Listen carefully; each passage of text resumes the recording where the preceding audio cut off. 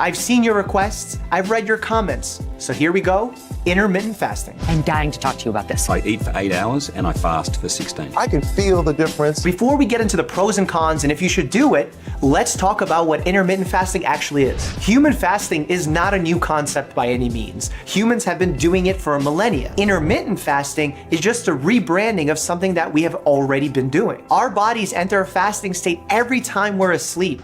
Some people do intermittent fasting and not even know it. I mean, there's plenty of times where I had a stressful rotation in medical school or a difficult job in the hospital where I didn't have time to eat breakfast. That's a form of intermittent fasting, and our bodies are totally capable of handling this. I know what you're thinking. I don't want to starve myself for health benefits. Intermittent fasting is not starving.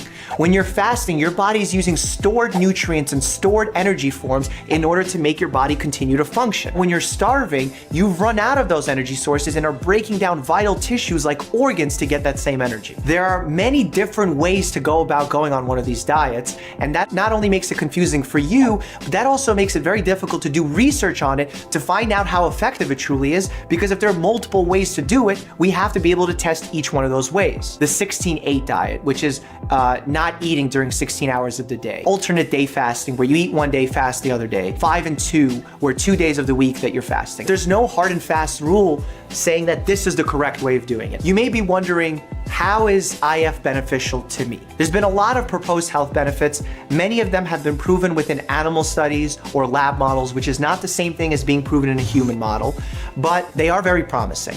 Now, those benefits include increased mental sharpness, a favorable hormonal profile, weight loss, decreases of inflammation within the body, decreases of certain diseases within the body. How can IF help you lose weight? You have an increase in growth hormone, a decrease in insulin, and that alone will help you lose weight. Next, because you're skipping meals or even going days without eating meals, it's very likely that when you look throughout the week, you'll be eating fewer calories. Our thinking is that during 8 hours, you'll eat less than you would if you were eating during 16 hours. Let's talk about these other health benefits. We know that chronic stress is not good for the body. The body's just not meant to be chronically stressed out. It's not meant to have a high heart rate, high blood pressure. Intermittent fasting is really a form of acute, short-term, mild stress. This type of acute, short-term stress is really good for the body. What can we use as a metaphor here? Let's take exercise. Exercise is a form of acute, mild stress. What happens after exercise? We have benefits for the brain, we have benefits for weight loss, we have benefits for disease prevention. Now, similarly, when you stress your body through intermittent fasting, there are some benefits.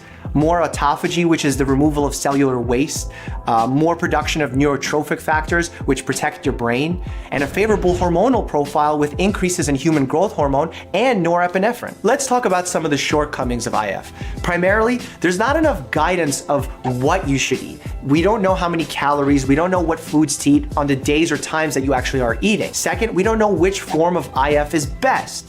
Third, there are some side effects when you are fasting that people do experience. Headaches, mental fog, heartburn. These things do exist. It's not totally benign. 4, we don't know the consequences of following an intermittent fasting diet long term. Most, if not all of these studies are done on the short term. If you are eating a very unhealthy diet and then make a change, you're definitely going to see a benefit. But now, does this benefit still hold up 1, 2, 3, 10 years down the line? We don't know that yet when it comes to IF. And 5, it's not easy for everybody to fight off those cravings on fasting days. Alrighty, my final take on IF. I think it's a great concept with some really promising medical research behind it.